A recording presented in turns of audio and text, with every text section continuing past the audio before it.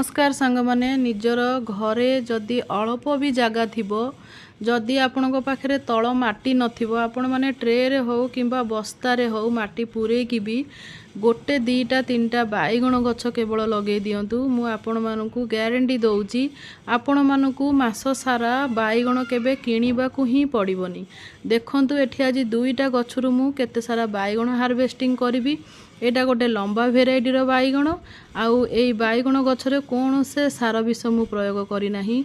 आपण मानकु मिछ लागिले भी मते एटा 100 रु 100% सत कथा मु आपण मानकु कहूची। देखंतु बाजार रु आमे जहा भी किणु ता सबु सार विषरे ही तैयारी।